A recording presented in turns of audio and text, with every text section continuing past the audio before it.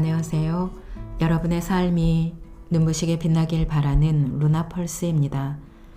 오늘 소개해드릴 책은 가족이지만 타인입니다. 입니다. 지은이는 원정미, 펴낸 곳은 서사원입니다.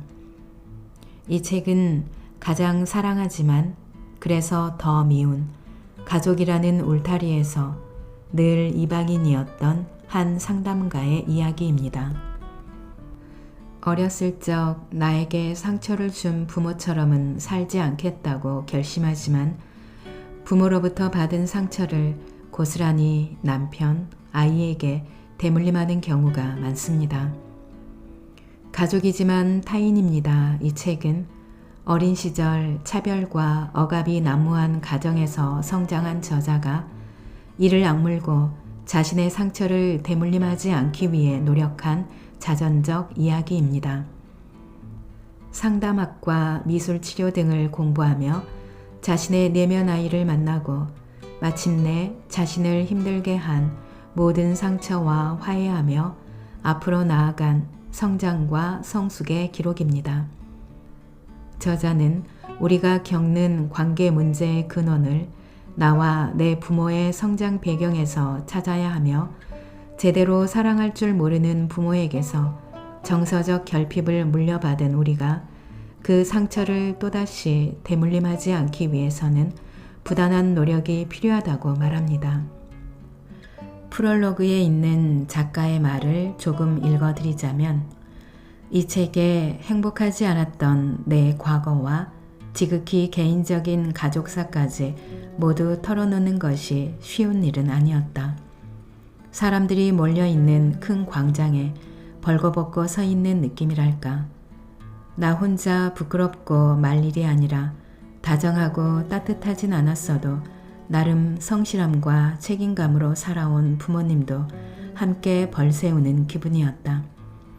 이 책을 출간하는 것이 오히려 불효를 저지르는 것 같다는 생각도 지울 수 없었다. 하지만 어린 시절 나와 비슷한 경험을 하고 비슷한 꿈을 꾸고 있을 사람들에게 이 책이 작은 희망이 된다면 나의 부끄러움이나 죄책감은 감수할 만한 충분한 가치가 있지 않을까 믿는다. 가족이지만 타인이고 가장 가까운 사이라도 거리가 필요하다. 조금 멀찍이 떨어져 마침내 상처의 고리를 끊어낸 마음 치유기. 가족이지만 타인입니다. 책의 내용 중에서 일부 소개해 드리겠습니다. 오늘도 책과 함께 편안한 시간 되시기 바랍니다. 평범한 듯 평범하지 않았던 어린 시절. 사실 나는 죽고 싶었어. 시장 골목을 돌아 나오는 어렸을 적 우리 집 골목은 드라마 응답하라 1988에 나오는 쌍문동 골목과 닮아 있었다. 비슷비슷하게 생긴 담벼락과 대문들. 그 대문을 열면 작은 마당이 있었고 마당 한쪽 구석엔 어머니가 빨래판에 나무 방망이를 들고 빨래하던 작은 수도가가 있었다. 그렇게 마당을 지나 현관문을 열면 나오는 마루. 나는 그 마루 앞에서 어머니와 할머니가 또 싸우고 있지는 않은지 분위기를 살폈다. 혹시나 했던 의심은 역시나가 되었다. 방문 밖으로 할머니와 어머니의 고성이 오갔다. 며칠 전부터 느껴지던 어른들 사이의 냉기가 드디어 터진 것이다. 저녁에 아버지가 오면 두 번째 전쟁이 시작되겠지. 이번엔 얼마나 갈까? 일주일? 아니면 한 달? 그동안 또 쥐죽은 듯이 살아야 한다. 나는 어른들의 심기를 건드리지 않기 위해 숨소리도 내지 못했다. 정말 지긋지긋했다. 도대체 이 싸움은 언제 끝날까? 아니, 끝이 있기는 한 걸까? 매일이 살얼음판이었던 집에서 나는 죽고 싶었다. 그러나 밖에서 보면 우리 집은 평범하고 정상적인 가정처럼 보였다. 삼시세끼를 걱정해야 할 만큼 가난하지도 않았고 부모님 모두 술, 외도, 도박, 사치 등과는 거리가 먼 성실하고 책임감 있는 분들이었다. 나는 1980년대 가정 대부분이 그랬듯 다른 아이들만큼 혼나고 맞으며 자란다 생각했다. 다른 집들도 우리 집과 크게 다르지 않은 줄 알았다. 그러나 몇 살 더 먹고 나니 우리 집이 유독 할머니와 어머니의 고부 갈등이 심하다는 것을, 그 고부 갈등으로 인해 부모님의 부부싸움 또한 잦다는 것을 깨달았다. 난 잘 곳도 있고 배고프지도 않았지만 늘 불안하고 두려웠다. 그리고 아무도 나를 사랑하지 않는 것 같아 외로웠다. 부모님은 원래 집터 위에 새로 3층 건물을 올렸다. 우리 집 형편은 나아지는 듯 했지만 나는 건물 옥상에 올라가 바닥을 내려다보며 여기서 떨어지면 단번에 죽을 수 있을까? 라는 생각을 했다. 이유 없이 배가 자주 아팠고 어딜 가나 불안했고 밤마다 악몽을 꾸었다. 고통스럽지 않게 죽는 방법이 있다면 그렇게 세상을 떠나고 싶었다. 이런 증상들이 평범한 아이들이 겪는 감정이 아니라는 것을 그로부터 30년이 지나 미국에서 상담학 공부를 하면서 알게 되었다.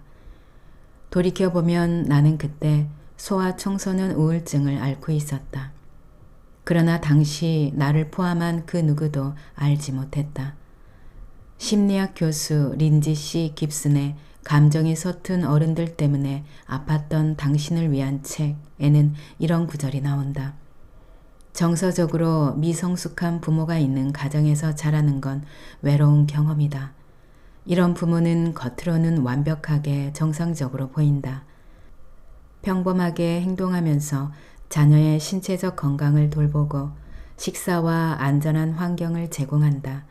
하지만 자녀와 확실한 정서적 유대를 맺지 않으므로 진정으로 안도감을 느껴야 하는 자리에 커다란 구멍이 뚫려버린다.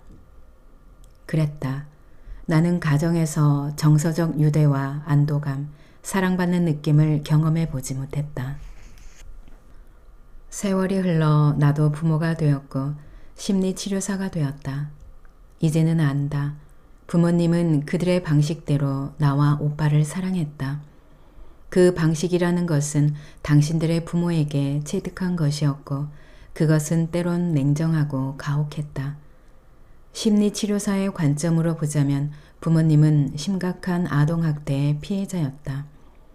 한국 전쟁 이후 태어난 세대는 학대받지 않은 사람을 찾기 힘들 정도로 다들 어려운 시절을 보냈지만 내 부모님의 어린 시절은 유독 혹독했다. 부모님은 본인이 경험하고 체득한 방식으로 우리를 키웠다. 사랑과 인내 그리고 용납으로 양육하기보다 체벌, 엄포, 협박으로 우리를 굴복시켰다.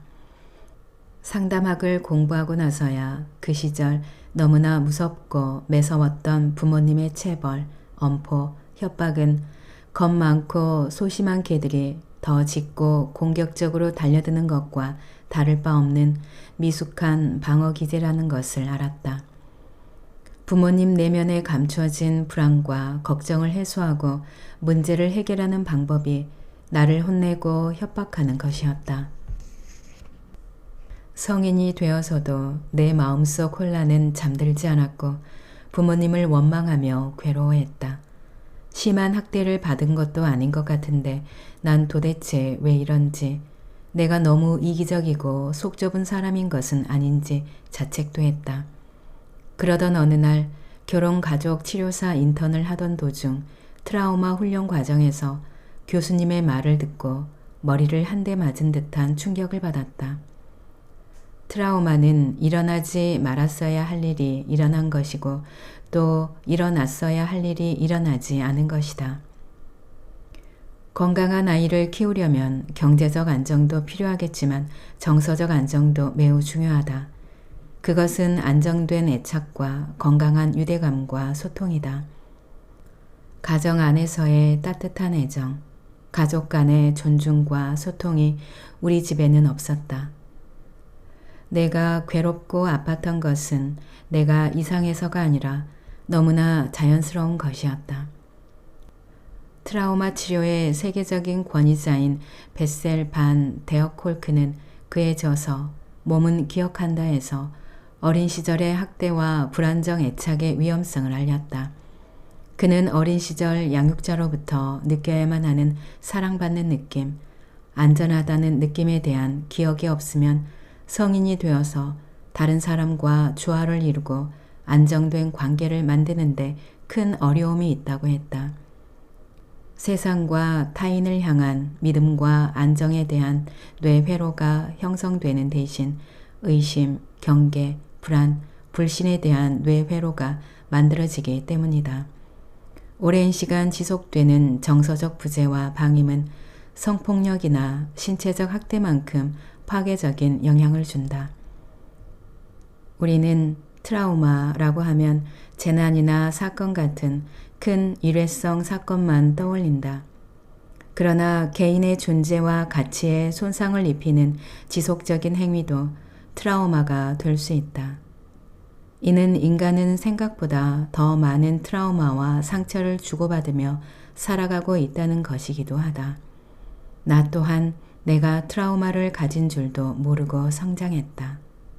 차라리 삐뚤어질 걸. 그저 평범하고 특별한 재능도 없었던 나는 착한 딸이자 학생이었다. 집에서나 학교에서나 늘 착하고 순하다는 말을 들었다. 나조차 이것이 내 본 모습이라고 착각했다. 그러나 그 착한 행동은 나의 열등감과 낮은 자존감 가리는 방패였을 뿐이었다. 몇 년 전 방영된 드라마 사이코지만 괜찮아의 남자 주인공 문강태는 전형적인 착한 아이 증후군이다. 아픈 형을 데리고 너무나 성실히 삶을 살아가는 청년으로 남들이 꺼리는 일도 마다하지 않고 솔선수범하지만 그의 얼굴엔 기쁨도 슬픔도 보이지 않는다. 착한 아이 증후군은 어린 시절 양육 환경과 매우 밀접한 관련이 있다. 나는 착하지 않으면 사랑받을 수 없는 존재다. 나는 인정받지 못할 것이다 라는 마음에서 비롯된다. 착한 아이 증후군인 아이는 양육자로부터 사랑과 인정에 목마른 경우가 대부분이다. 사이코지만 괜찮아의 주인공 문강태도 네가 아픈 형을 돌봐야 해.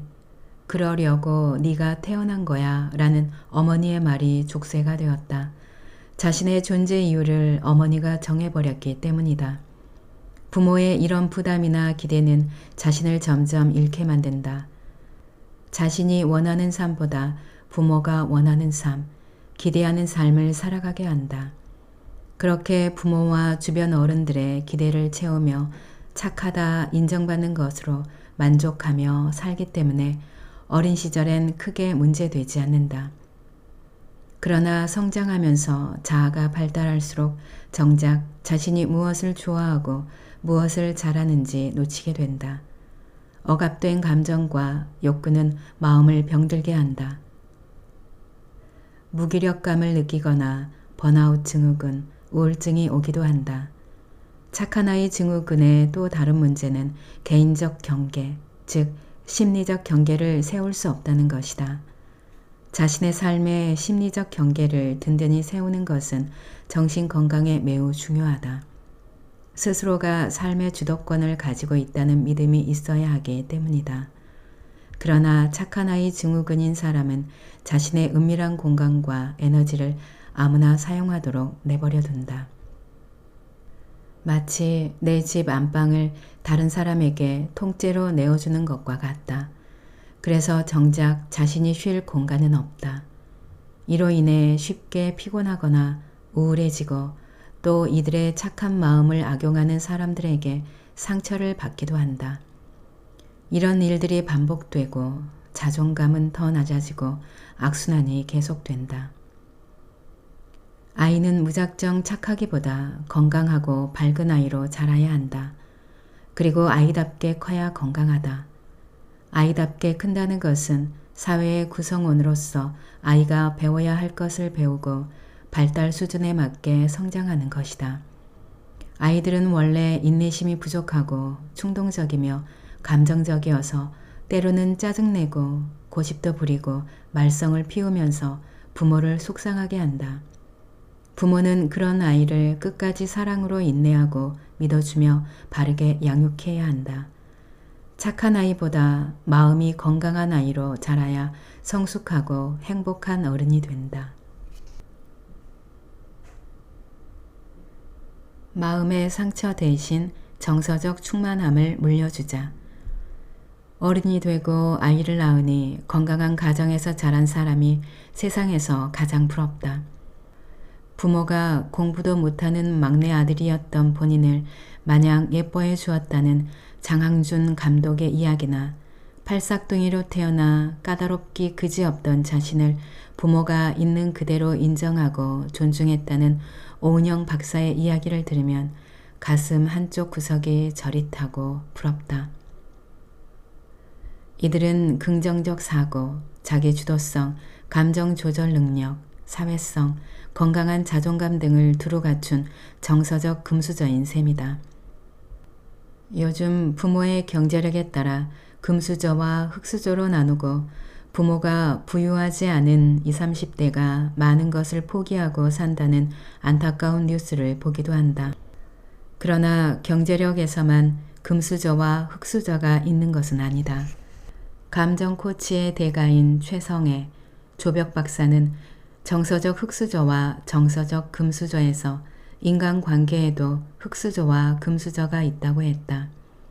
부모에게 안정적 애착, 돌봄, 그리고 적당한 훈육과 바른 가르침을 배우지 못한 정서적 흙수저들의 70에서 75%는 그 결핍을 자연스럽게 대물림한다는 것이다.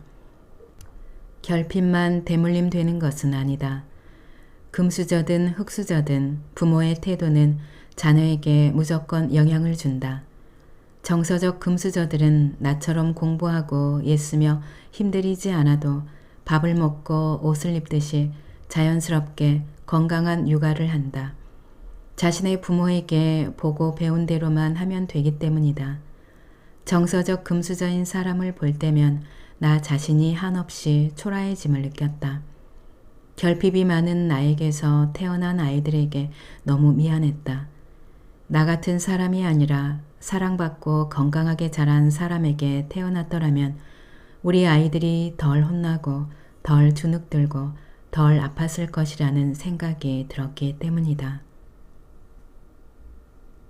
내면 아이의 상처는 아직 아물지 않았다. 어렸을 적 상처를 고스란히 지니고 있는 나의 내면 아이를 성장시키기 위해서는 가장 먼저 상처받은 나의 내면을 애도해야 한다. 많은 사람이 그때는 부모님도 어쩔 수 없었다. 그래도 우리 집은 다른 집에 비하면 나은 편이었다. 부모님도 못 배워서 그런 것이다. 이 정도로 자란 것도 다 부모님 덕이다 라며 부모를 먼저 이해하려고 한다. 그리고 그 아픔을 넘기려 한다. 그러나 해소되지 않은 감정과 상처는 반드시 인생의 어느 순간에 우리 발목을 잡는다. 해소되지 않은 감정은 사라지지 않고 계속 그 자리에 머물기 때문이다. 그러면 치유는 일어나지 않는다. 감정은 터져나와 흘러가야 한다. 그 당시 상처받은 내가 표현하지 못했던 모든 감정이 터져나와야 회복이 시작된다. 이 해소 과정은 그 당시 괴롭고 힘들었던 기억을 소화내야 하기에 두렵고 아프다. 그래서 대부분은 그저 덮고 사는 것이다. 그러나 어린아이로서 당연히 가지고 누려야 했던 것들을 누리지 못한 것에 대한 애도가 충분히 이루어져야 상처는 아물기 시작한다. 애도의 시간을 충분히 가졌다면 이제 해결되지 않았던 나의 욕구를 채워야 한다. 인간은 각자 채우고자 하는 욕구가 있다. 누군가는 명예나 부, 누군가는 인정이나 자기 실현일 것이다. 이것이 제대로 채워지지 않으면 한이 된다. 한이 된 것은 후에 미련과 후회 또는 집착이 된다. 해보고 싶었던 것, 원하고 바랐던 것을 어느 정도 충족하는 것이 우리 내면의 성장에 꼭 필요하다는 말이다. 그러나 많은 사람이 이 마음을 숨기기 때문에 내면 아이가 성장하지 못한다. 이 욕구가 내 안에 있다는 것을 인정해야 그 욕구를 채울 수 있다. 동시에 믿을 수 있는 사람에게 건강하게 표현할 수 있다는 것을 깨달을 때 변화가 있고 성장이 있다. 이렇게 내면 아이와 소통하는 것이 진정한 어른으로 가는 길이다. 내게 상처를 준 부모와 화해할 수 있을까? 어머니에게 화상 전화를 걸었다. 어머니, 저예요. 아이고, 사랑하는 우리 예쁜 딸이네. 응? 갑자기 웬 예쁜 딸?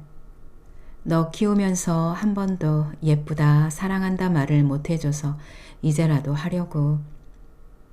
어머니의 말에 왈칵 눈물이 쏟아졌다. 40이 넘어서도 나는 어머니에게 그 소리가 듣고 싶었나 보다. 부모에게 상처를 받았어도 조건 없는 인정과 사랑을 받고 싶은 것이 인간의 본능이다. 그래서 많은 자녀가 상처를 준 부모와 화해하고 싶어 한다. 이제라도 부모에게 사랑받고 인정받는 자녀가 되고 싶기 때문이다. 나 또한 어린 시절에는 말하지 못했던 나의 상처와 아픔을 성인이 된 이후에 표현한 적이 많았다. 늦게나마 내 상처와 아픔을 절절히 말하면 부모님도 내 마음을 이해하고 화해할 수 있을 줄 알았다. 그러나 부모님의 반응은 매우 상반되었다. 외할아버지의 반대로 고등학교에 진학하지 못한 어머니는 학력 콤플렉스가 있었다. 교복을 입고 학교에 가는 아이들이 세상에서 가장 부러웠다던 어머니는 그 한을 50이 넘어 다시 공부를 시작한 것으로 풀었다. 검정고시를 치고 전문대 사회복지학과에 입학하고 후에 대학원까지 진학했다. 그 전까지는 내가 상처받고 아팠다는 말에 나도 그때는 힘들고 죽고 싶었다는 말만 되풀이했던 어머니는 아동 발달과 아동 심리를 공부한 뒤 오빠와 나에게 무척이나 미안해했다. 어머니는 직접 공부를 하며 그 당시 한없이 무기력했던 우리를 돌아보게 되었다. 아무리 힘들고 어려워도 부모는 부모의 역할을 다해야 한다는 것을 깨달은 것이다. 그 이후 어머니는 내 전화를 받을 때마다 눈물로 사과했다. 어머니의 진심 어린 사과에 내 마음도 눈 녹듯 녹았다. 그러나 아버지는 달랐다. 아버지 앞에서 울고 소리치며 어린아이였던 나와 오빠의 마음을 이해해달라고 했지만 안타깝게도 아버지는 우리의 마음을 읽지 못했다. 아버지에게 공감 능력이 없다는 것을 깨닫고 나서는 더 이상 나를 이해하고 공감해달라 요구하지 않게 되었다. 공감 능력이 부족한 아버지에게 소리치면 칠수록 내 마음만 괴로웠기 때문이다. 대신 아버지를 다 성숙하지 못한 불완전한 사람으로 받아들이기로 했다. 부모님을 향한 나의 시선을 바꾼 것이다. 부모 자녀 관계를 천륜이라 하며 끊을 수 없다고 하지만 많은 정신질환이 어린 시절 부모와 어긋난 관계에서 비롯된다. 그만큼 부모는 아이에게 절대적 영향을 주는 사람이다. 그런데 모든 부모가 성숙하고 인격이 훌륭한 어른이 아니라는 것이 문제다. 김해남 박사는 오늘을 산다는 것에서 타인을 이해하려고 하고 공감하려고 하는 것은 능력이자 실력이라고 말했다. 공감 능력이 없는 부모를 인정하는 것이 용서의 첫걸음이다. 용서는 나를 위해 하는 것. 어머니의 진심 어린 사과 덕분에 나는 마침내 어머니를 용서하고 화해할 수 있었다. 이는 전적으로 어머니의 노력이 있었기 때문이다. 어머니는 그 당시 본인의 최선이 자식들에게는 최선이 아니었음을 인정했다. 용서는 내가 받은 상처를 상대에게 갚지 않는 마음이자 더 이상 상대에게 휘둘리지 않겠다는 결심이지 상대에게 무한한 자비나 포용을 베푸는 것이 아니다. 용서는 상대가 아니라 나를 위해서 하는 것이다. 용서하지 못하는 마음에는 복수심, 분노, 우울, 억울함 같은 부정적인 감정이 늘 내재한다.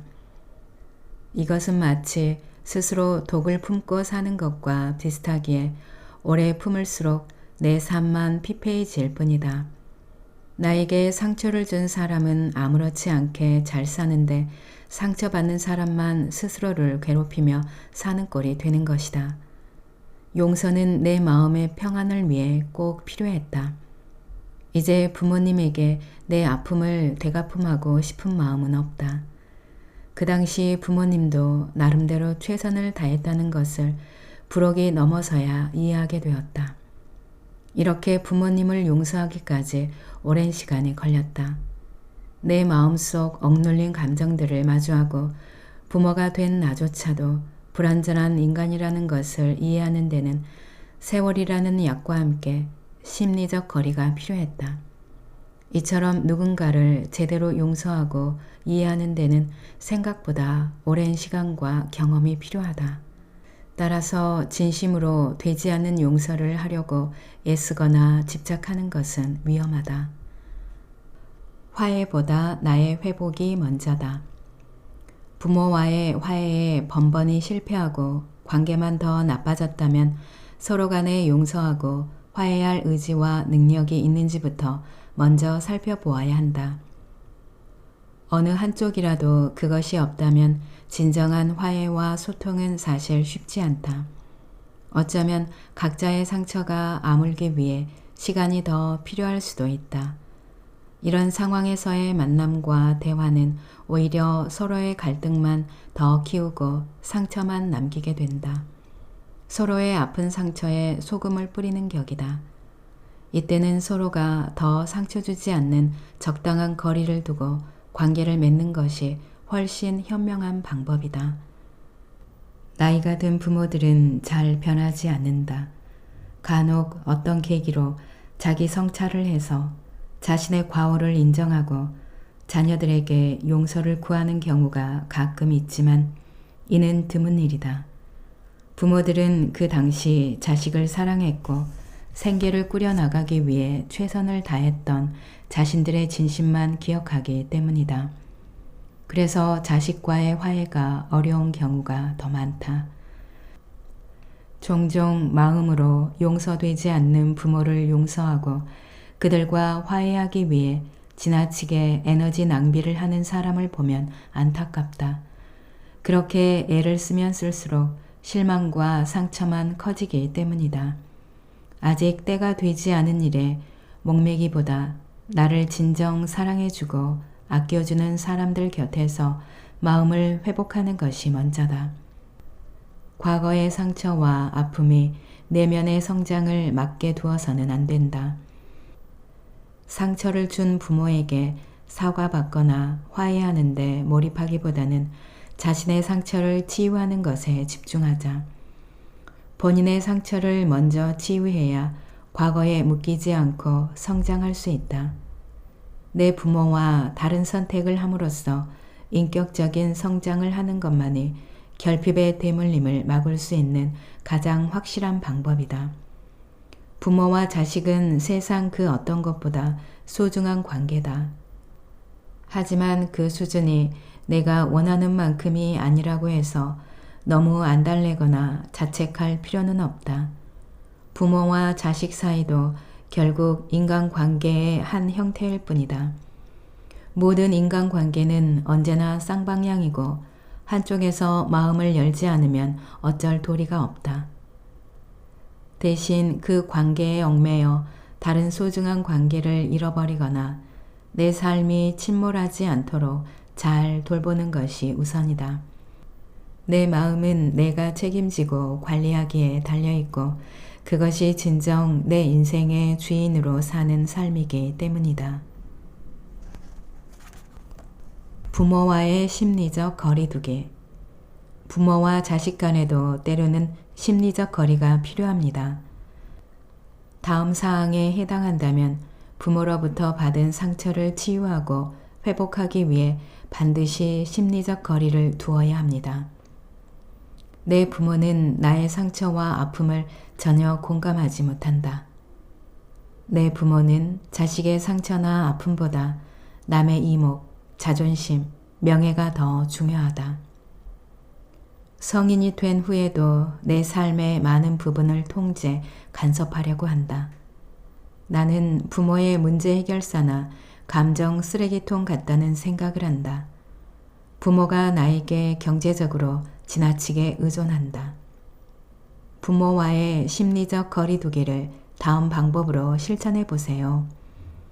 물리적 거리 확보, 경제적 독립이 가능하다면 부모에게서 독립해 물리적인 거리를 확보한다. 내 시간과 경제적 한계 설정, 부모님 댁 방문 횟수, 통화 시간, 용돈 금액 등을 정해둔다.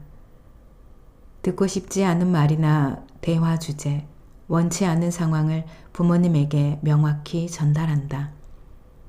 원하지 않는 도움, 집안일, 경제적 도움 등은 거절한다. 부모의 반응과 상관없이 불편하고 힘든 감정을 표현한다. 부모의 말이나 반응에 몰입하지 않기. 다른 사람의 생각은 내가 책임질 수 있는 것이 아님을 기억한다.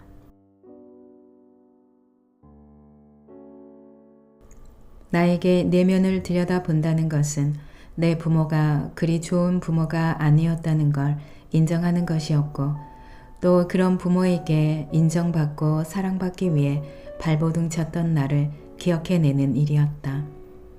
그렇게 꼭꼭 숨겨온 나의 열등감, 수치심, 죄책감, 분노를 마주해서 인정할 것은 인정하고 떠나보내야 할 것은 떠나보내는 과정이었다. 오늘 영상은 여기까지입니다. 여러분의 구독과 좋아요, 알림 설정은 저에게 큰 힘이 되는 거 아시죠? 오늘도 끝까지 들어주셔서 감사합니다.